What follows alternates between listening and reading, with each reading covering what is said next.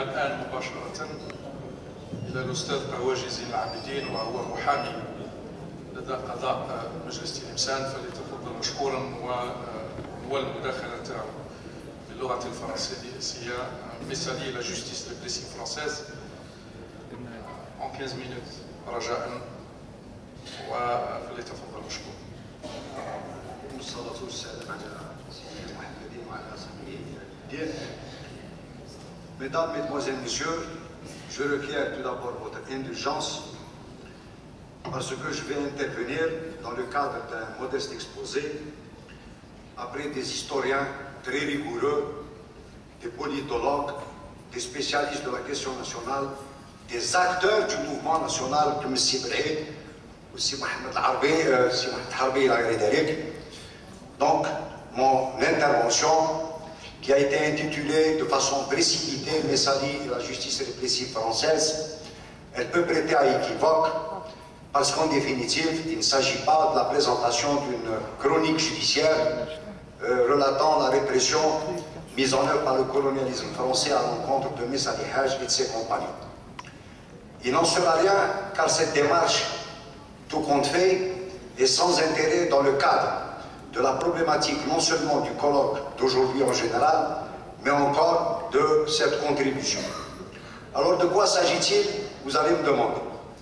Il s'agit pour nous, autant que faire se peut, de faire ressortir le rapport causal entre les différentes poursuites et condamnations de celui qui fut l'inventeur de la nation algérienne moderne et la montée en puissance du mouvement national depuis sa création de l'étoile nord-africaine jusqu'à l'indépendance de l'Algérie le 5 juillet 1962. Il y a un élément qu'il ne faut jamais perdre de vue. Il ne faut jamais perdre de vue que la privation de liberté de Messali sous ses différentes formes, emprisonnement, résidence forcée, résidence surveillée, bannissement, il a atteint le quart de sa vie, soit en fait atteint le quart de siècle, soit en fait le tiers de sa vie terrestre.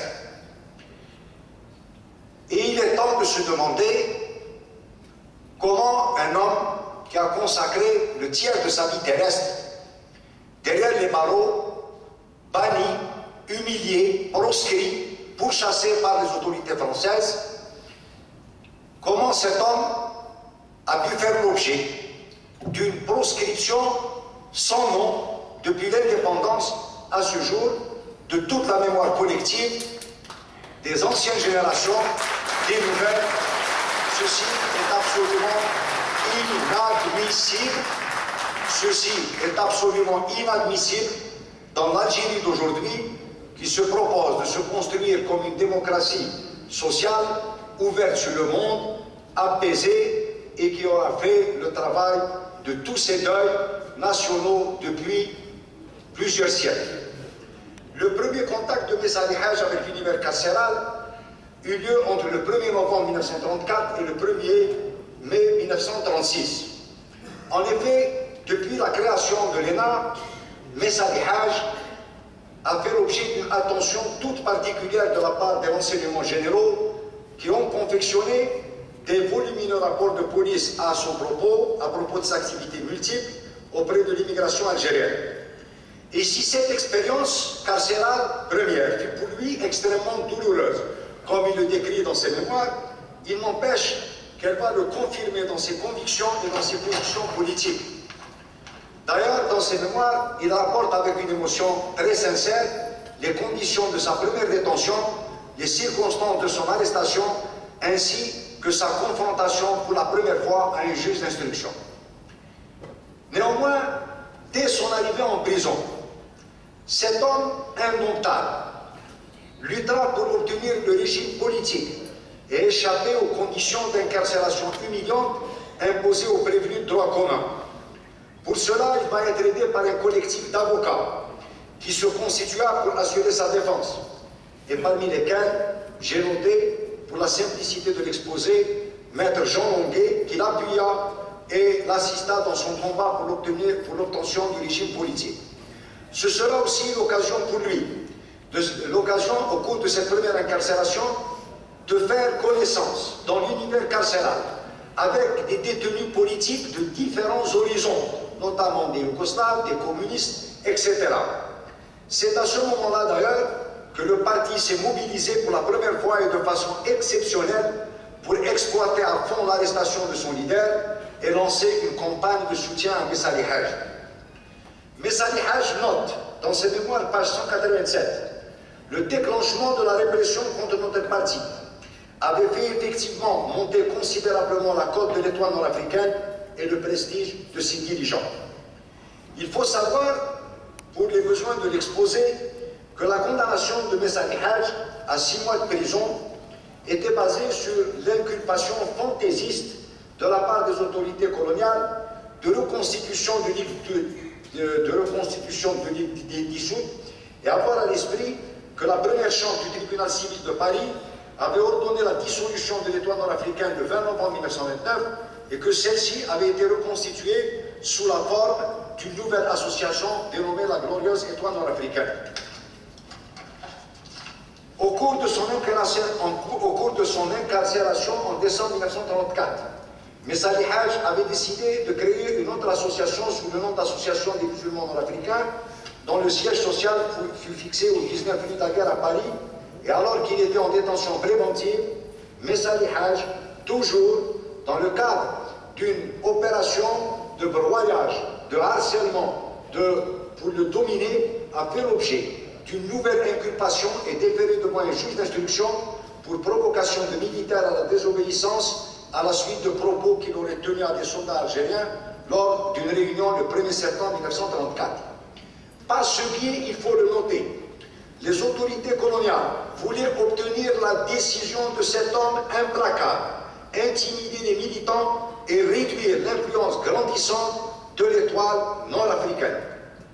Ce second procès, hélas, contrairement aux prévisions des colonialistes, accrut davantage le prestige de Messali Hadj et de ce premier compagnon, Rajab Al-Qassam, Ammar Imash, et Messali raconte dans ses mémoires comment, parmi les témoins à charge, le sieur Godin, qui était le directeur des services de la rue Lecomte, passa un mauvais quart d'heure entre les mains des avocats qui eurent le privilège et l'honneur de le défendre, lui et ses anciens et ses compagnons.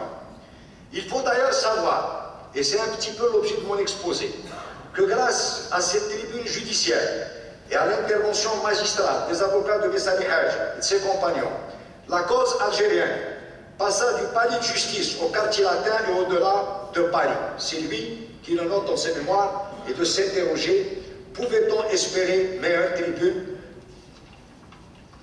Dans le livre de Marc Ferraud intitulé « Le livre noir du colonialisme », il est noté en annexe, page 515, toujours dans le même cadre, qu'en vérité, avant l'ère des intellectuels, il y a eu l'ère des avocats, que la tradition historique a plus ou moins passé sous silence. C'était eux, Maître Steve, Maître René Plasson, Maître Yves Deschêzel, qui, par leur contact avec les nationalistes, avaient une vision plus réelle de la nature des conflits et de ses enjeux. Les ennuis de Messali Hadj par rapport à la justice française continuèrent de plus belle, car il fut condamné le 28 mars 1935 par la 14e chambre correctionnelle à 6 mois de prison pour provocation de militaires à la désobéissance, et il vit même sa peine à 1 an de prison et 200 francs d'amende. Sur un autre plan juridique, les colonialistes ne perdaient pas le temps. Au plan civil, précisément, la Cour d'appel de Paris a rendu le 3 juillet 1935 un arrêt annulant le jugement du 20 novembre 1929 et ont ordonné la dissolution de l'étoile nord-africaine, et ce dernier fut déclaré non avenu comme n'ayant reçu aucune exécution dans le cadre de 6 mois prévu par l'article 156 du Code de procédure civile d'alors. De ce fait, la justice venait de reconnaître l'existence tout à fait légale de l'étoile nord-africaine, et en conséquence de quoi les poursuites engagées à l'encontre de Messali Hadj et ses compagnons avaient perdu toute leur base légale. Néanmoins, Messali et ses compagnons s'étant pourvus en cassation contre les décisions de la Cour d'appel rendues au mois de mai 1935, apprit que la Cour de cassation avait rejeté leur pourvoi le 19 octobre 1935.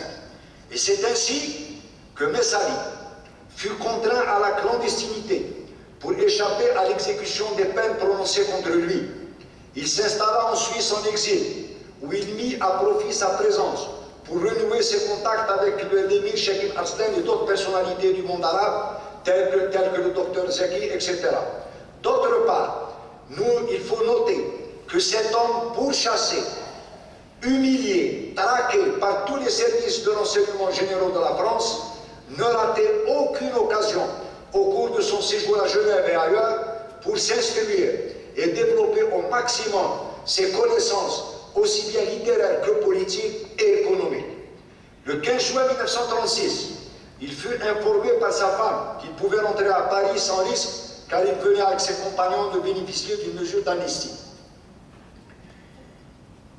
Et c'est à ce moment-là que le destin de Messali va basculer, car au cours de cet été 1936, Messali Haj va être béni par le destin et retournera en Algérie. Et c'est dans ces conditions qu'il prononcera le fameux discours de Bellecour dans les circonstances que l'on sait et qui a marqué, à notre avis, très humble, le rayonnement de l'Étoile nord-africaine sur tout le territoire national et son implantation définitive. À son retour en France en 1936, Messali fut de nouveau confronté à la justice et le parquet de Paris lui décerna plusieurs inculpations pour des délits qu'il aurait commis lors de ses tournées à Tlemcen, Mostaganem, Alger et d'autres villes d'Algérie.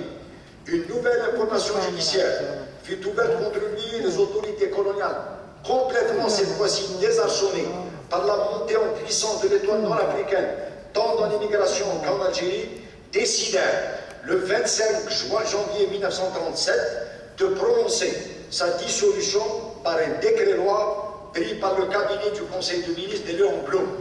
On remarquera que cette mesure destinée à faire taire Messali et ses compagnons avait été prise par le cabinet de Léon Blum, qui était en même temps le président du Front populaire français. Cette nouvelle épreuve, vécue comme une véritable trahison de la part de compagnons dont il se sentait très proche au plan politique et intellectuel, n'entama en rien la détermination de Messali et de ses camarades et lui donna même l'occasion de créer le 11 mars 1936 le PPA. Désormais, la lutte est recentrée d'abord autour de l'émancipation totale de l'Algérie. La deuxième partie, très courte de mon exposé, a pour but de vous montrer qu'à partir de 1936, il y a eu une véritable rupture dans le traitement judiciaire de Messali Haj. Depuis cette date, la répression de Messali et des militants nationalistes va changer de nature et prendre la forme d'un véritable terrorisme d'État à leur encontre. Ironie de l'histoire, c'est la République de Léon Blum et du Front populaire qui va consacrer les avancées démocratiques les plus importantes dans la métropole, qui se chargera de réprimer Messali Haj et ses compagnons, eux qui se revendiquaient des mêmes valeurs, et ceci avec une férocité sans partage. Désormais, la République française n'aura de cesse d'instrumentaliser la justice pour étouffer les aspirations légitimes du peuple algérien. Au cours de ce tournant, c'est-à-dire la création du PPA, Messali ne connaîtra, à partir de ce moment plutôt, ne connaîtra plus aucun répit.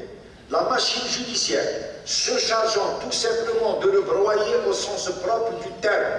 À titre indicatif, seulement, nous noterons qu'il sera arrêté le 27 août 1937, incarcéré à Barberousse pour 2 longues années. Aussitôt libéré le 27 août 1939, il est arrêté de nouveau le 4 octobre de la même année. Il sera condamné par le tribunal militaire d'Alger en 1941 à 16 ans de travaux forcés, la confiscation de tous ses biens et la déchéance de ses droits civiques.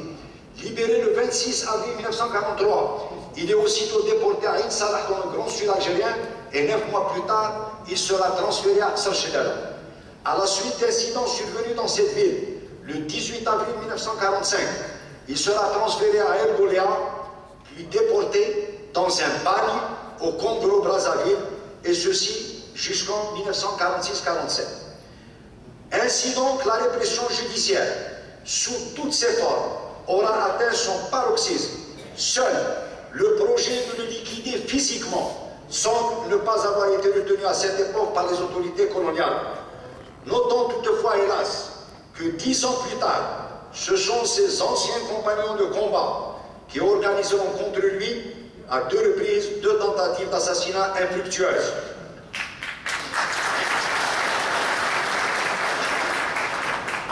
Ayant recouvré sa liberté pour un temps très court, les autorités coloniales procédèrent à son enlèvement manu militari et le placèrent en résidence surveillée. Date le 14 mai 1952, date à partir de laquelle il ne reverra plus l'Algérie, pour laquelle il a lutté toute sa vie, jusqu'à sa mort en 1974. Il faut noter qu'il ne recouvrera sa liberté totale qu'en janvier 1959.